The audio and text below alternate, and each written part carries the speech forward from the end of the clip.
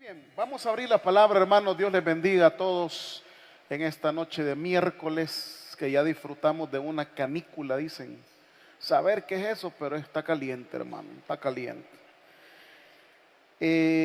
Vamos a abrir, por favor, Génesis capítulo 39.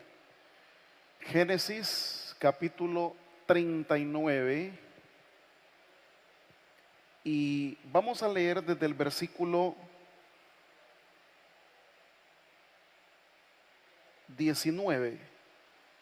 Génesis capítulo 39, versículos del 19 al 23. Cuando ustedes lo tengan, me dicen un fuerte amén, hermanos. Génesis capítulo 39, versículos 19 al 23. ¿Ya estamos ahí todos? Dice la palabra del Señor: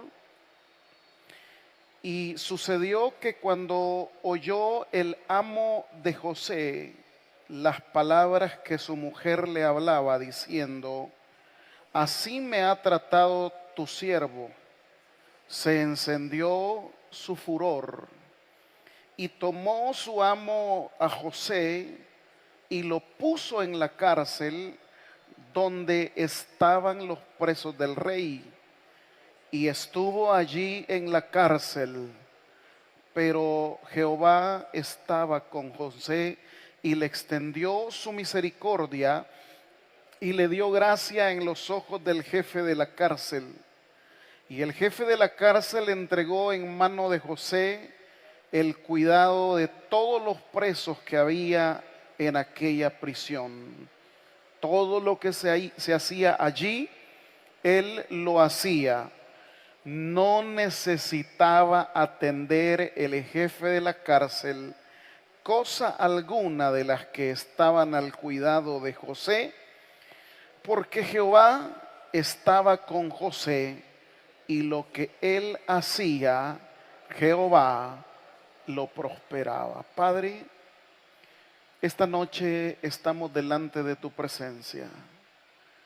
Señor, muchos a veces nos sentimos como José, quien en este momento, lo más difícil que ha vivido, ¿qué pasaba por la mente de él cuando se recordaba de los sueños que tú le habías dado? Háblanos en esta noche al corazón, Señor, te lo pedimos en el nombre de Cristo Jesús. Y toda la iglesia dice amén. Pueden tomar asiento, mis amables hermanos y hermanas. Bien, hemos leído una porción que corresponde a lo que en el Génesis se llama el ciclo de José. Aunque en realidad el tema global es la familia de Jacob. Así comienza el relato en el capítulo 38 de Génesis, donde habla acerca de Jacob. Pero el que más se menciona es José. José es el que va a dominar todo el texto desde los últimos capítulos del 30 hasta el 50. Es José la figura principal, pero en el marco global del Génesis simplemente está describiendo la familia de Jacob.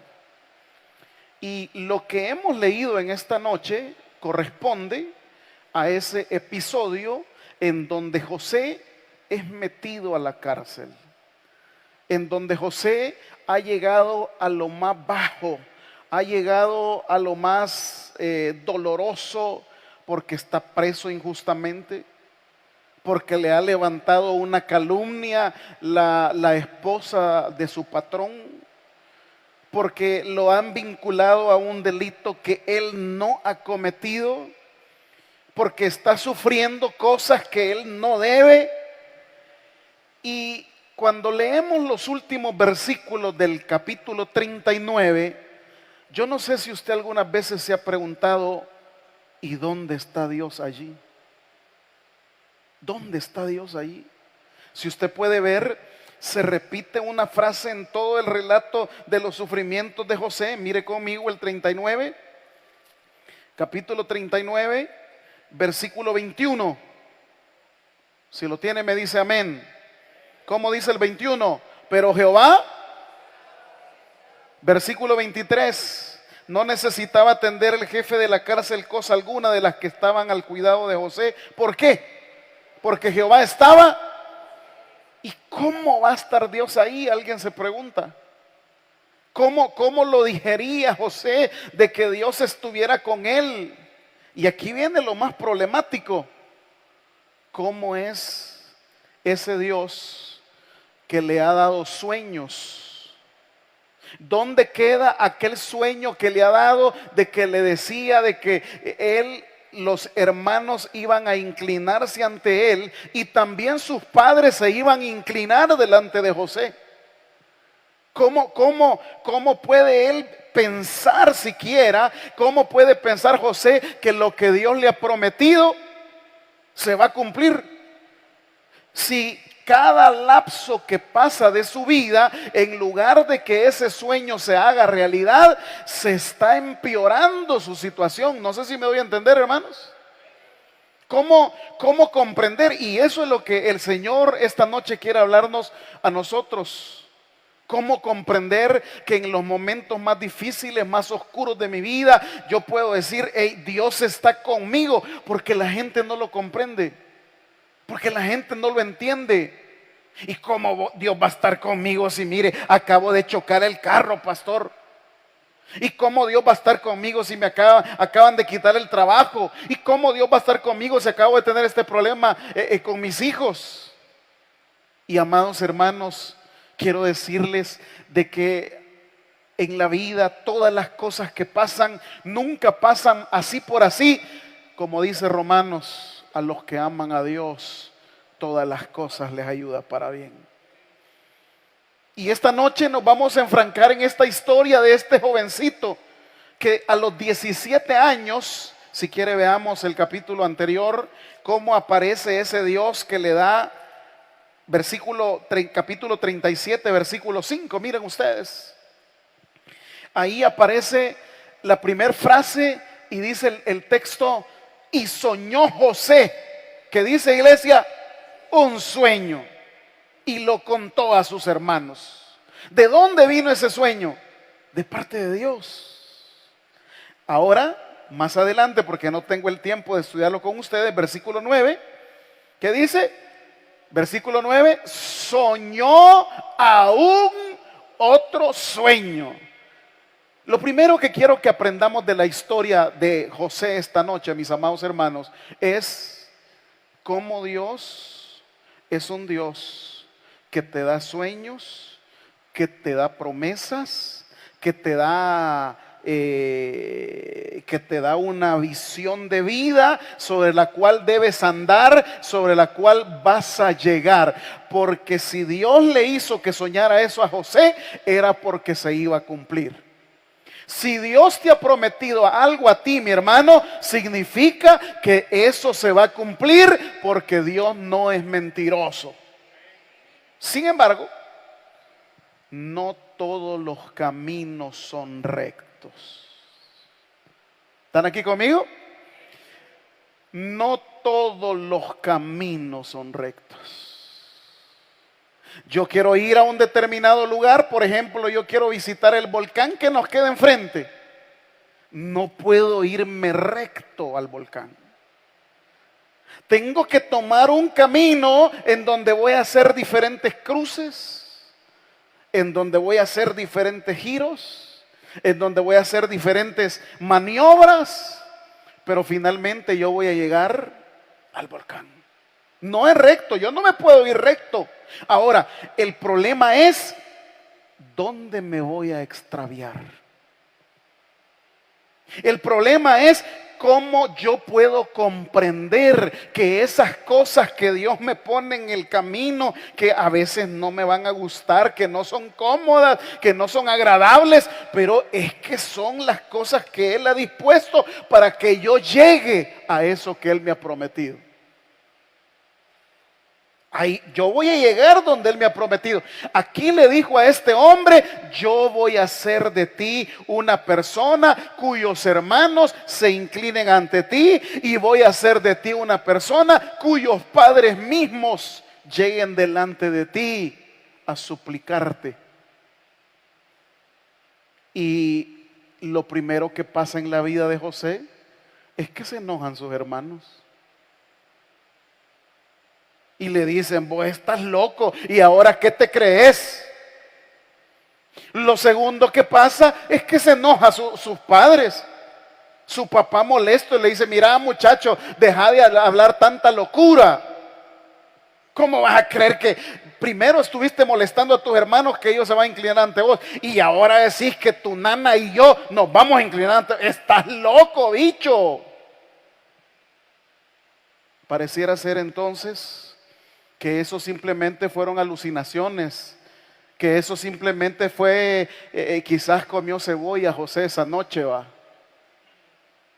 Porque cuando Dios le dio estos sueños, automáticamente no sucedió algo que me acerque a esos sueños, sino que lo contrario, sucedió una cosa que no esperaba José.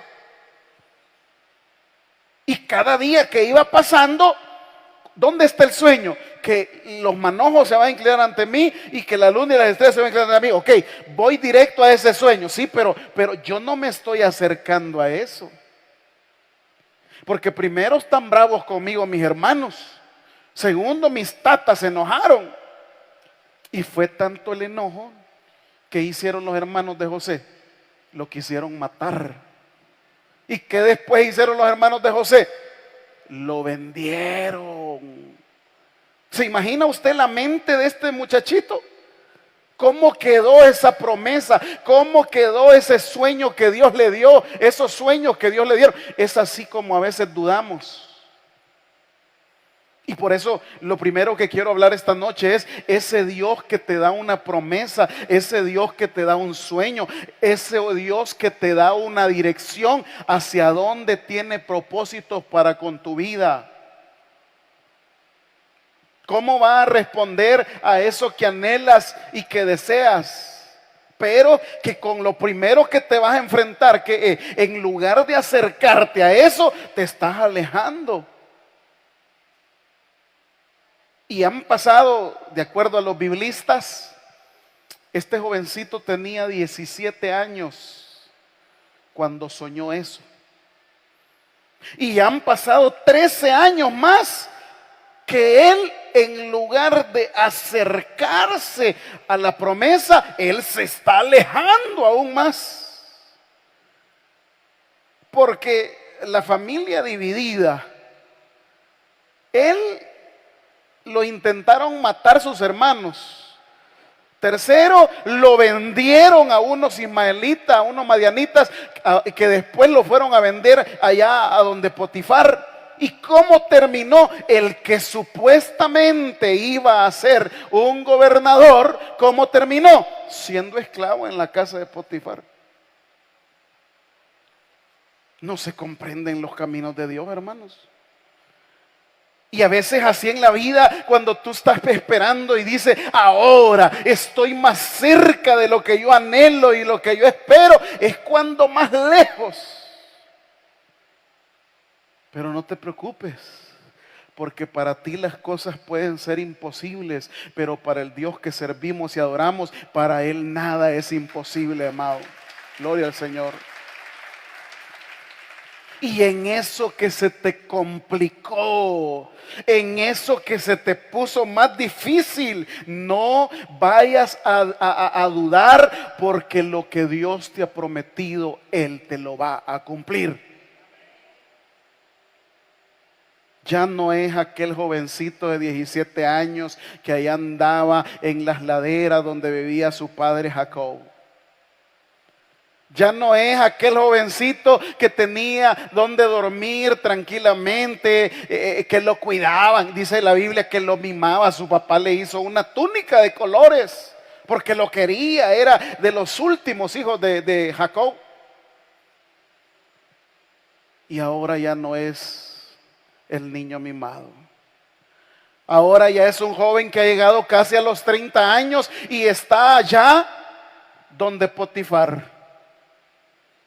Cuando lo intentaron matar sus hermanos y cuando llegó allá donde Potifar la primera vez, probablemente de la aflicción, probablemente de la desesperación, él quizás ni comía, probablemente había bajado de peso.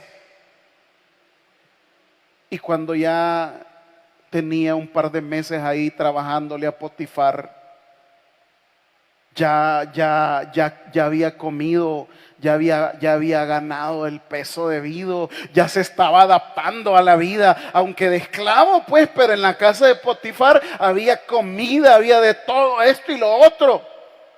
Y viene otro golpe más.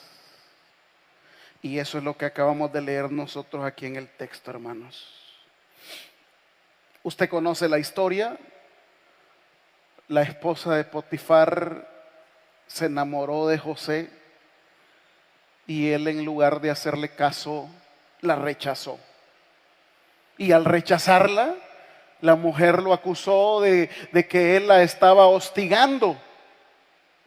Y dice el versículo 19, sucedió que cuando oyó el amo de José las palabras que su mujer le hablaba diciendo, así me ha tratado tu siervo. ¿Qué dice acerca del patrón de José, hermanos? Se encendió en furor y tomó su amo a José. ¿Y qué dice el texto? Y lo puso ¿a dónde? Otro golpe para su fe. Ya medio estaba gordito comiendo ahí donde Potifar y de repente te vas a secot, desgraciado.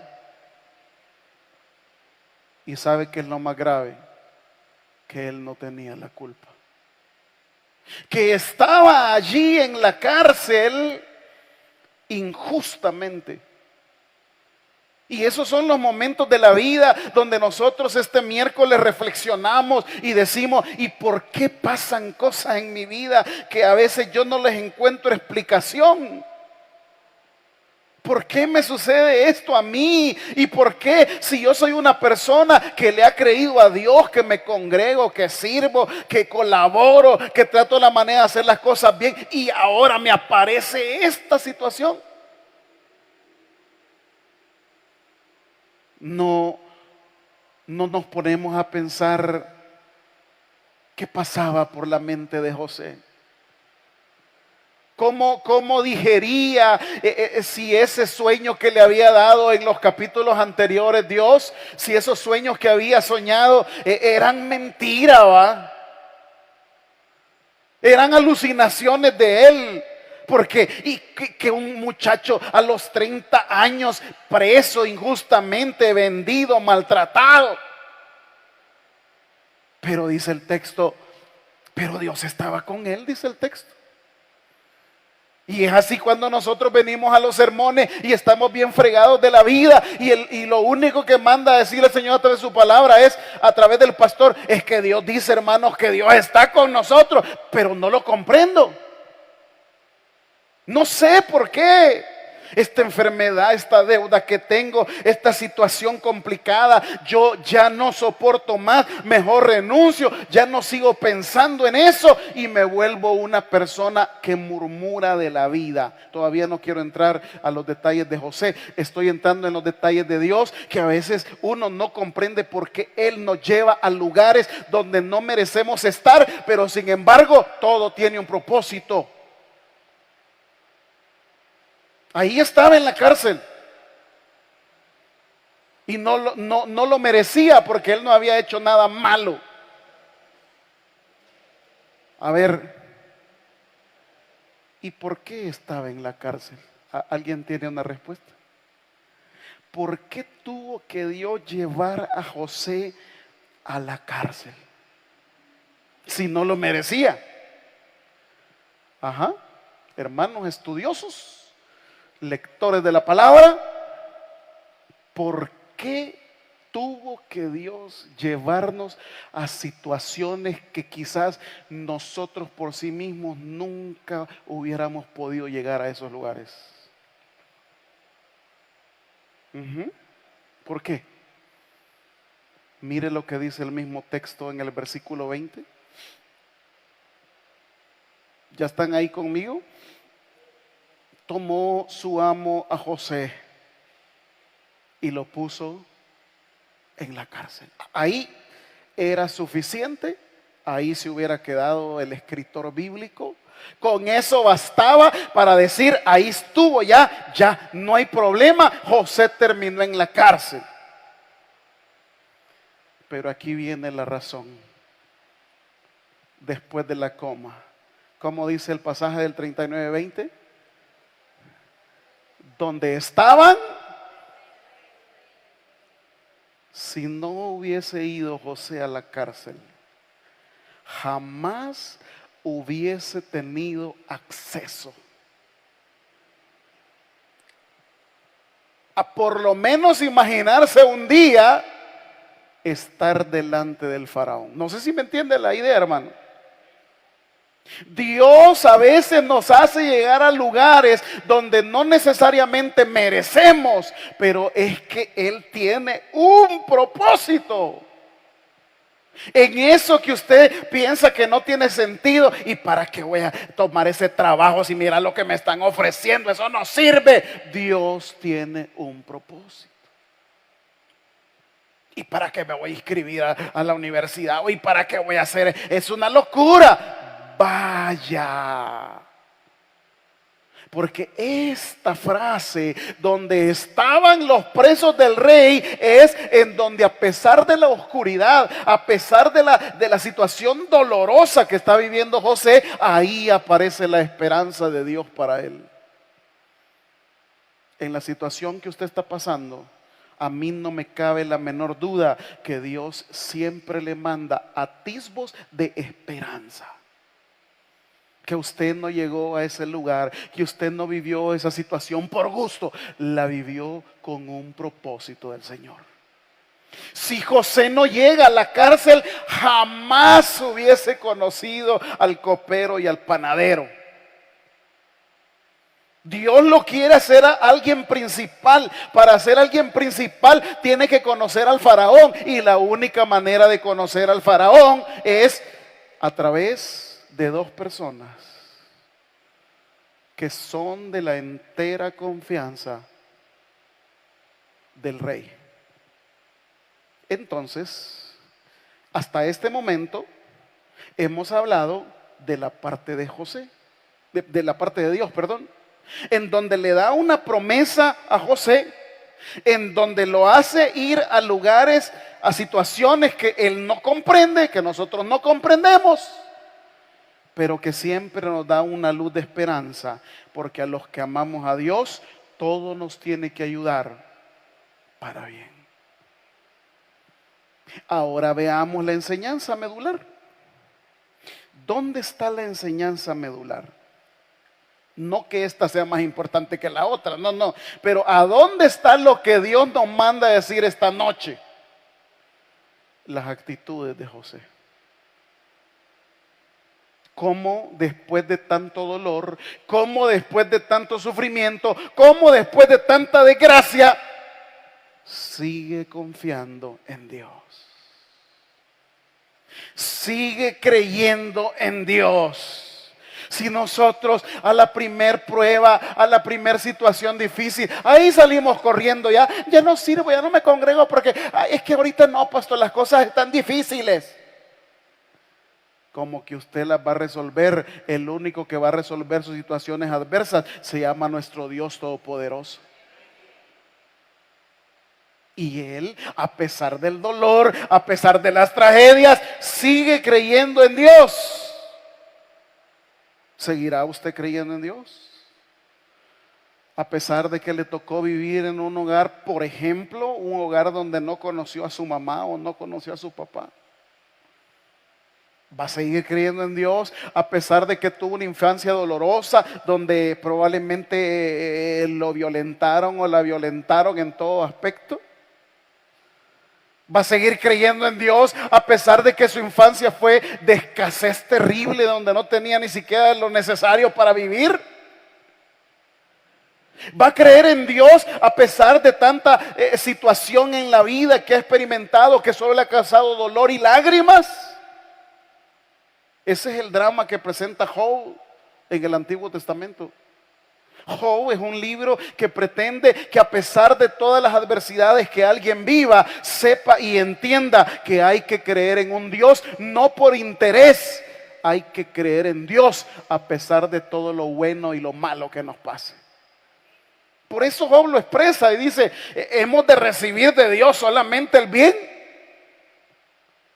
Y eso es lo que nos cuesta muchas veces a nosotros. Pero hoy el Señor ilumina a través de la palabra y nos dice, aquí hay un hombre que aunque vivió situaciones difíciles, pero él sigue confiando en Dios. Segundo, José no es alguien que se llenó de amargura y de resentimiento. Porque la gente cuando experimenta los dolores de las circunstancias en su vida, lo primero que hace es vivir vidas amargadas y resentidas. Donde odia todo, donde le cae mal todo. Porque cree que la situación de vida que le ha tocado pasar, la culpa la tienen todos. O en otra situación, si nadie vive feliz, si yo no vivo feliz, entonces que nadie viva feliz tampoco.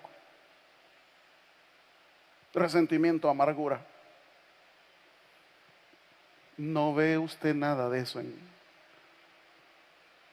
en José. No ve a un José quejándose. Es que mira, fíjate que mis hermanos me hicieron esto. Es más, aunque en los últimos capítulos se presenta como él delante de sus hermanos, hace las paces. Y aunque él quiere disimular de que es duro con ellos y que no los va a perdonar, al final termina en llanto y abrazándolos a todos. Porque José es un hombre noble. José es un hombre que no se deja llenar de amargura su corazón. ¿Cuánta gente sufre hoy por hoy porque su corazón está lleno de amargura? José no es así. Fíjese bien, las cualidades de José no se le olviden. Número uno, nunca dejó de creer en el Señor. Número dos, no se llenó de amargura por todo lo que había sufrido, que no fue cosa fácil. Que no fue cosa fácil. Es muy atrevido mencionarlo, pero hay una exégesis que propone tomado del Antiguo Testamento en el libro de Samuel con Tamar, que usaba túnica de colores, y también en Génesis que José usa una túnica de colores, lo cual era propio de los que eran vírgenes.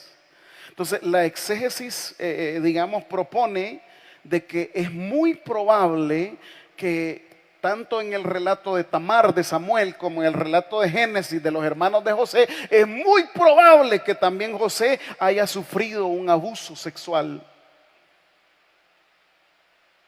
Terrible. Pero este hombre no está con amargura. Este hombre no está con dolor en su corazón, ni una situación en la cual solo pasa renegando, como mucha gente de hoy que vivimos renegando. Es que mucho frío, es que mucho calor, es que mucha lluvia, es que hoy no llueve, es que esto y que el otro, es que el hermano, es que el café, es que la pupusa, es que la silla, es que los ventiladores, es que las luces, es que por todo pasan fregando. Por todo. José no es así. Y aquí viene una cosa que a mí ¿cómo puede ser esto? Capítulo 40, miren ustedes. Aconteció después de estas cosas. ¿Están leyendo ahí conmigo? Aconteció después de estas cosas que el copero del rey de Egipto y el panadero delinquieron contra su señor, el rey de Egipto. Y se enojó Faraón contra sus dos oficiales. contra el jefe de los coperos y contra el jefe de los panaderos.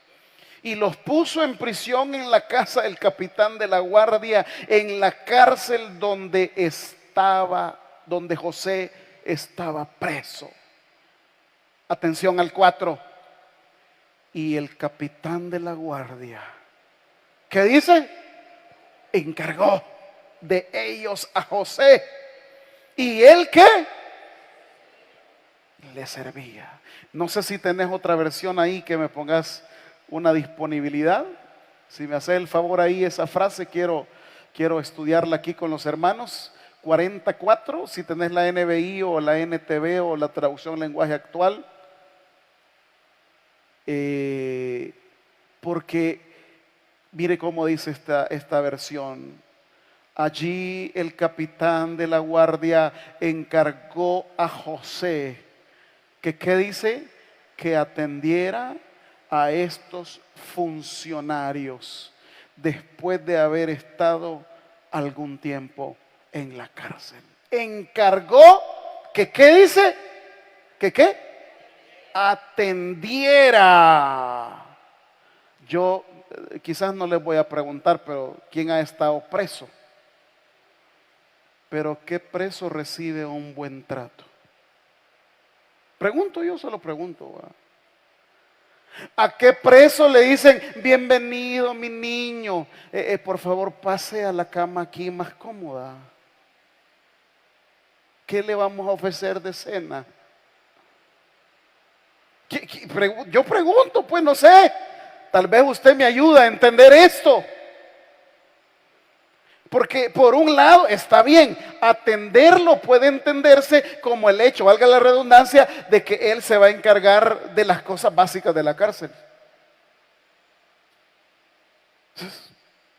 Tirarles ahí un par de frijoles, una media tortilla y agua que se harten, va. Porque como dice hasta las mismas constituciones de los países, cualquier persona que está presa pierde todos sus derechos. Y muchas veces son tratados peor que los animales. ¿Miento o no, hermanos? Así es. Así es. No crea que papito lindo tiene mucho calor en esa celda. Ya le voy a llevar un ventilador, oiga. No le gustó la cebada que les dimos ayer. Vaya, hoy le vamos a dar horchatilla con leche. ¿Es así el trato para los presos? ¿Va que no? Y por otro lado, ¿cómo cree que son los carceleros? ¿Cómo son los carceleros? Si, por ejemplo, en los Romanos, cuando usted estudia el libro de los Hechos, está el carcelero de Filipos. Los carceleros se caracterizan no por ser amables. Los carceleros son los más sanguinarios y violentos que pueden haber. Eso es un carcelero. Porque trata a los presos, los trata con desprecio, los trata con odio. Estoy hablando desde la Biblia. No estoy emitiendo ningún comentario social, político o lo que usted quiera. Aunque sí lo pudiera hacer, pero no es lugar ni tema para poder hacerlo. Sin embargo, en la interpretación del libro de los Hechos, dice que este carcelero maltrató tanto al apóstol Pablo cuando lo metió al calabozo, porque así eran los carceleros. Pero, y aquí viene otra cualidad de José. ¿Qué dice el versículo 4? En nuestras traducciones, el capitán de la guardia le encargó de ellos a José. Y dice el pasaje del versículo 4 en nuestra traducción, y él, ¿qué dice? Le servía. Pero aquí en el pasaje, dice el versículo 5, y pónganle atención por favor. Y ambos, el copero y el panadero del rey de Egipto, estaban arrestados en la prisión. Tuvieron un sueño, cada uno su propio sueño en una misma noche, cada uno con su propio significado. 6. Vino a ellos José por la mañana, ¿y qué dice el texto? Los miró. Y he aquí que estaban tristes. Y él preguntó a aquellos oficiales de Faraón que estaban con él en la prisión de la casa de su señor, diciendo: ¿por qué parecen hoy mal vuestros semblantes? ¿Qué se destaca de la personalidad de José en la cárcel? Su servicialidad. Él, por supuesto, que va a hacer todo lo que le han encargado en la cárcel, de las cosas básicas, va, que no le falte comida a los presos, que no le falte agua. Pero aparte de eso, y aquí viene el punto, cuando usted es servicial, el ser servicial no es hacer solo lo que le piden. Ser servicial es hacer aún más de lo que nos han pedido. O dicho en palabras del Nuevo Testamento, en los evangelios, que tenemos que dar la milla extra. El texto en su traducción original del hebreo parece ser que José estaba tan pendiente de estos presos que les miraba sus semblantes todos los días. ¿Se imagina usted a un carcelero que esté pendiente? ¿Y hoy por qué estás triste, presito? ¿Verdad que es incomprensible?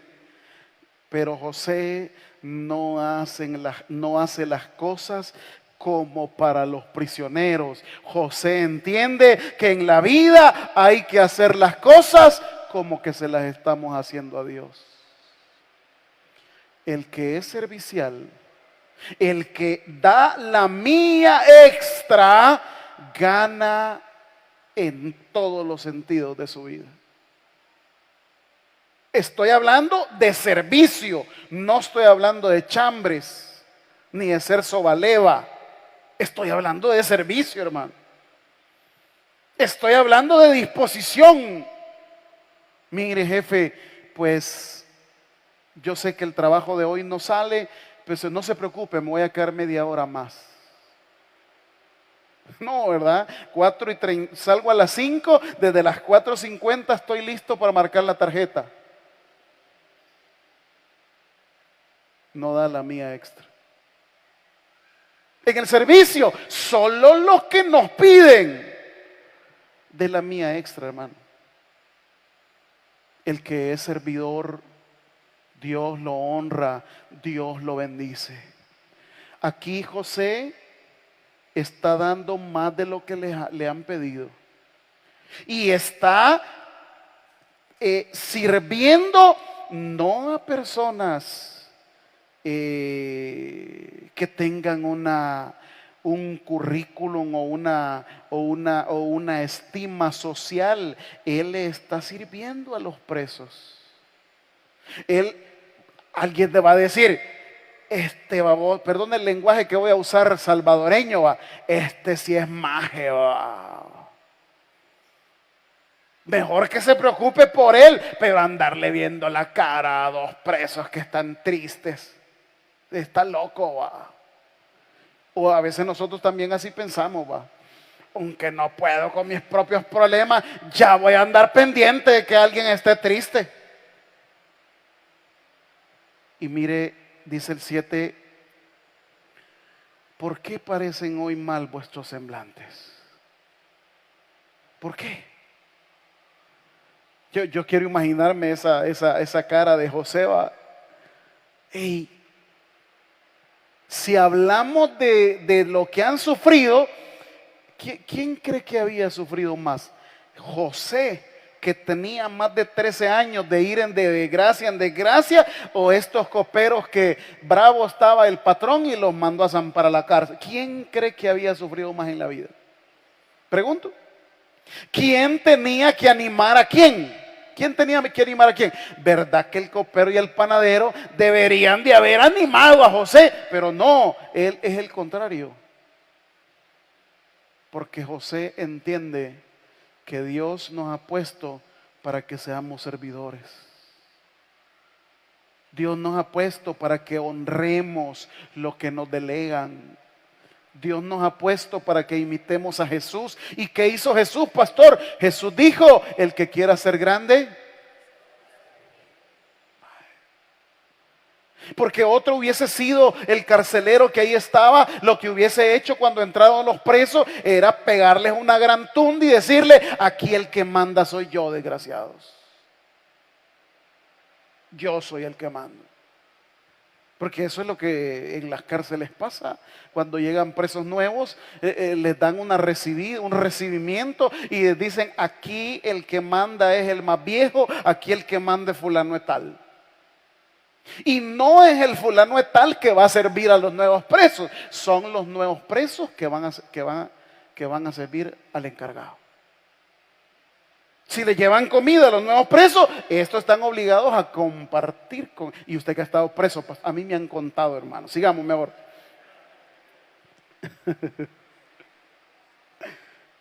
Entonces, pero ¿y la servicialidad de este tipo?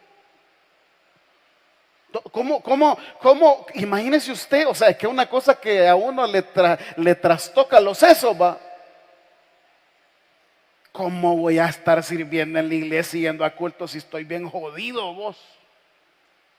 Es que, hermano, el camino, la salida de su situación difícil no está en la calle, su salida está en las cosas de Dios. Solo tiene que hacer lo que Dios le ha mandado hacer. Y si Dios lo ha puesto en esa empresa, si Dios lo ha puesto en ese negocio, si Dios lo ha puesto en ese lugar, sirva. Pero no se lo merece, que si va a andar mereciendo unos presos su servicio. Pero es que ahí no se trata que si lo merece o no lo merece, se trata de que vamos a hacer lo que Dios nos ha ordenado hacer. Cuando yo sirvo en algún lugar, yo no me pregunto ¿y quién va? ¿Y a quién le voy a dar mi servicio? Porque yo no lo hago para los hombres, yo lo vengo a hacer para el Rey de Reyes y Señor de Señores. Dele un fuerte aplauso. Cuando yo vengo a servir, no, ¿y para qué voy a preparar un buen sermón si el 80% de los hermanos está dormido? Más si está haciendo calor, más rico cae el sueño. Tanto calor que hasta uno de pastor se duerme a veces aquí, fíjense. No estoy bromeando, hermanos. Pero digo, cuando usted hace algo, dice el Nuevo Testamento, hacedlo para Dios y no para los hombres. Y lo último, porque el tiempo se me fue. Otra característica de José 14 es la extenso, cada capítulo, cada cosa que se le puede ir sacando al pasaje, pero quiero leer el 14. José es alguien que aprovecha las oportunidades. José, mire, es una persona que no está dormida. A veces las bendiciones nos pasan así a nosotros, ¿ve? Pero por no estar despierto, ¿sabe por qué dice la Biblia en el Nuevo Testamento? Despiértate tú que duermes y te alumbrará Cristo. Porque andamos dormidos. El Señor nos pone así, ve las bendiciones, las cosas, y yo no las entiendo, no las comprendo. José, sí, este tipo era, mire cómo dice el 14, después que le dice al copero que lo que le va a ocurrir, de que el rey lo va a restablecer en 3 días, al otro no lo iba a restablecer, sino que lo iba a ejecutar, pero al que iba a quedar vivo, ¿qué le dice en el versículo 14? Acuérdate pues de mí cuando tengas este bien, y te ruego que uses conmigo de misericordia y hagas mención de mí a Faraón y me saques. ¿De qué? Pero aquí, claro, como ser humano, José la regó, va, porque ¿a quién le está pidiendo que lo saque de la casa? ¿A quién? ¿Y quién es el único que lo puede sacar de la casa? Pero José, en su caminata de la fe, aquí le está pidiendo a un hombre la ayuda, ¿va? Y el mismo texto se encarga de decir, mire lo que dice el 40:23. Y léalo con voz audible. ¿Qué dice el 40:23? Y el jefe de los coperos no se acordó de José, sino que ¿qué dice? La regaste, Josecito. Íbamos bien porque no siempre crees en Dios a pesar del dolor. Íbamos bien porque no estás resentido. Íbamos bien porque eres un buen servidor. Pero aquí la regamos. Le pediste a un hombre que te sacara de donde estás. ¿Y cómo te pagó el hombre? ¿Qué dice ahí? Pero el jefe de los coperos no se acordó de José, sino que le olvidó. O sea, es un doble énfasis para que el lector sepa que no era este hombre que lo iba a sacar de la cárcel. Quien lo iba a sacar de la cárcel era Dios. Es decir, si está nuestra esperanza en los hombres, ahí estamos perdidos. No es que mire, mi esperanza está puesta en esto, que se le olvidó. Como se olvidan de nosotros los familiares, los amigos, las personas que en un momento nos dicen que nos aman, después de cierto tiempo, ¿qué pasa? A ver, responda, después de cierto tiempo, ¿qué pasa? Nos olvidan. Nos olvidan. Es así la vida, amados. Por eso dice Jeremías, maldito aquel que confía en el hombre y en la mujer también. ¿Por qué? Porque como le pasó a José, el jefe de los coperos se le olvidó. Como así le dijeron a usted, mira, nomás me vaya para el norte, al primero que voy a mandar a tres es a vos. Eso fue en el 90. Y ni 100 pesos le ha mandado. No, mi amor, yo me voy por un buen futuro para ti y para mis hijos. Ya tiene 3 hogares ahí en el norte.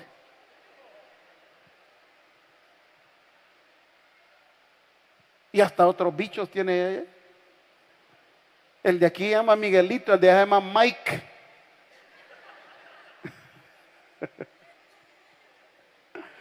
Se olvidó.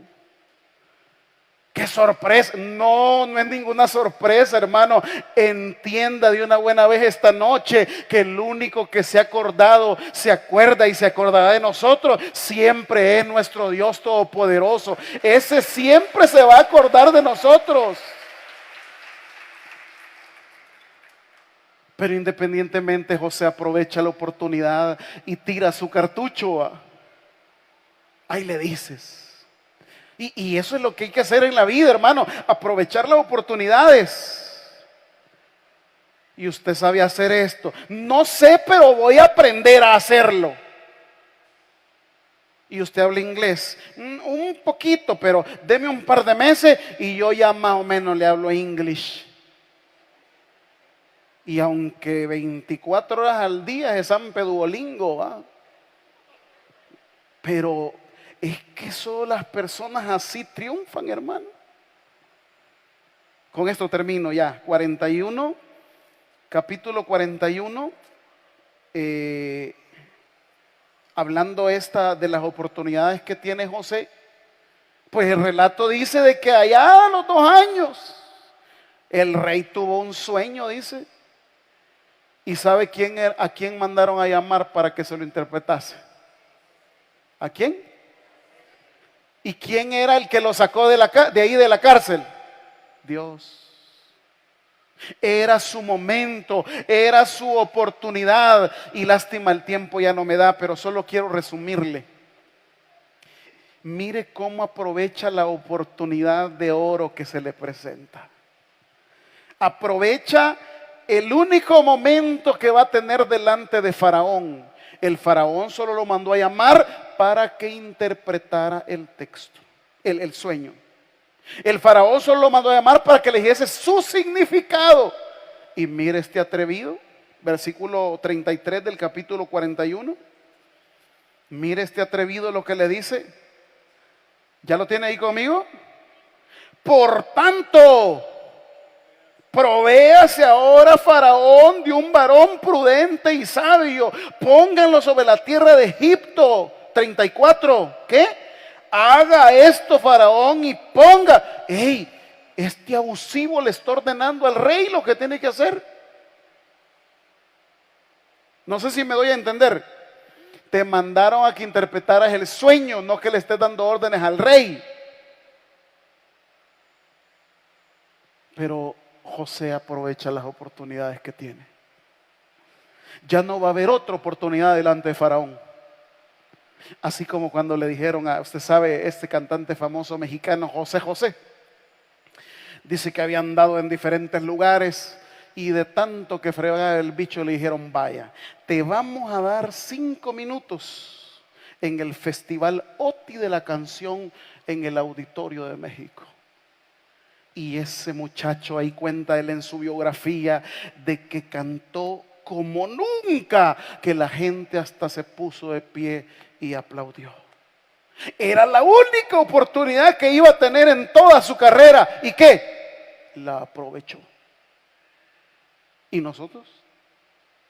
Nos da Dios oportunidades aquí, allá, y no te das cuenta que ya no va a haber otra oportunidad igual. José entiende esto. Y dice, ya nunca más voy a volver a poder presentarme delante del rey. Y por eso se atreve, o sea, un abusivo a decirle, haga esto, rey, haga lo otro, rey. Y aquí viene, no como Faraón, no, como Dios. Aquella promesa que le hizo en el 37, en donde le dijo que él iba a ser un personaje importante. Quiero que lea esto para terminar conmigo. El 41:37. El asunto pareció bien a Faraón y a sus siervos. Y dijo Faraón a sus siervos, ¿acaso hallaremos otro hombre como este en quien esté el Espíritu de Dios? Y dijo Faraón a José, pues que Dios te ha hecho saber todo esto, no hay entendido ni sabio como tú. Tú estarás sobre mi casa y por tu palabra se gobernará todo mi pueblo. Solamente en el trono seré yo mayor que tú. Dijo además Faraón a José, he aquí yo te he puesto sobre toda la tierra de Egipto. Entonces Faraón quitó su anillo de su mano y lo puso en la mano de José y lo hizo vestir de ropas de lino finísimo y puso un collar de oro en su cuello y lo hizo subir en su segundo carro y pregonaron delante de él, doblad la rodilla. ¿Y qué dice el 43? Lo puso sobre toda la tierra de Egipto. Y dijo Faraón a José, yo soy Faraón, y sin ti ninguno alzará su mano ni su pie en toda la tierra de Egipto. Y llamó Faraón el nombre de José Safnat Panea, y le dio por mujer a Asenat, hija de Potifera, sacerdote de On. Y salió José por toda la tierra de Egipto. Y era José de edad de 30 años cuando fue presentado delante de Faraón, rey de Egipto. Y salió José de delante de Faraón y recorrió toda la tierra de Egipto. Ya no es el jovencito que sus hermanos lo maltrataron. Ya no es el jovencito que era esclavo de Potifar. Ya no es el jovencito que está en la cárcel. En el capítulo 41, Dios le ha cumplido lo que le prometió. Y esta noche podemos seguir hablando de José. Yo quiero terminar diciéndole todo lo que Dios le ha puesto en su vida, en su corazón, todas las promesas que le ha dado, todo lo que usted tanto anhela y sueña. Al igual que José, quizá hoy no le encuentre un sentido a tanta dificultad, a tanto dolor, a tanto quebranto, a tanta depresión, a tanta frustración, a tanta ansiedad. Hoy no lo entiende. Pero más adelante va a llegar a este punto donde José, prácticamente él fue el rey de Egipto, porque no había nadie, el que iba a administrar era él. Pero José ahí no llegó por suerte. José ahí no llegó por conectes. José llegó porque la mano de Dios estaba con él. Solo que José no cometió ninguna locura en el camino. Solo que José no renegó, solo que José no se desvió, solo que José fue paciente, esperó, fue manso, humilde, servidor. Se tragó su dolor, no cometió locuras ni estupideces, hasta llegar al punto donde lo que Dios le prometió en esos sueños, ahora se lo está cumpliendo. Amados, si Dios nos ha prometido algo, no dude, el Señor no es hombre para que mienta, ni hijo de hombre para que se arrepienta. Si le cumplió a José sus sueños, también a nosotros nos va a cumplir todo lo que Él nos ha prometido. Démosle un fuerte aplauso al Señor en esta noche. Padre, gracias te damos por tu palabra, Señor. Gracias porque hay esperanza en medio de la dificultad. Hay esperanza en medio del dolor. José no comprendía el por qué tanta situación difícil. José no comprendía cómo eso que anhelaba se le estaba escapando cada día más. Pero ¿sabe una cosa, mi hermano? José nunca renunció a creerle a Dios. Nunca. Aunque estuvo en la cárcel, aunque estuvo en una cisterna, aunque estuvo de esclavo, nunca renunció a lo que Dios le había puesto en el corazón. Y a veces nosotros renunciamos, y a veces nosotros nos resignamos y decimos: esto ya no va a ser posible, esto ya no. Pero sin embargo, Dios tiene un propósito, ¿sabe? Para todo en la vida Dios tiene un propósito.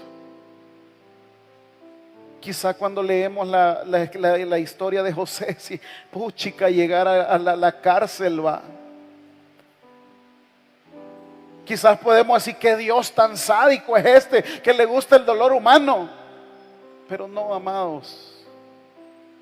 Él sabe cómo, Él sabe por qué, Él sabe cuándo, Él sabe dónde.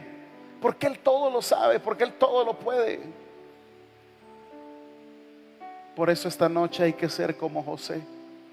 No reniegue de su situación. Siga creyendo en Él.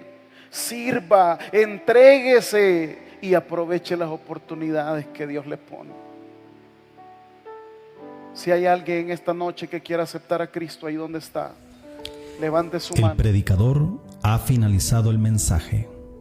Es hora que recibas a Jesús como tu único y suficiente Salvador personal. Hazlo de la siguiente manera: Señor Jesús, yo te recibo hoy como mi único y suficiente Salvador personal.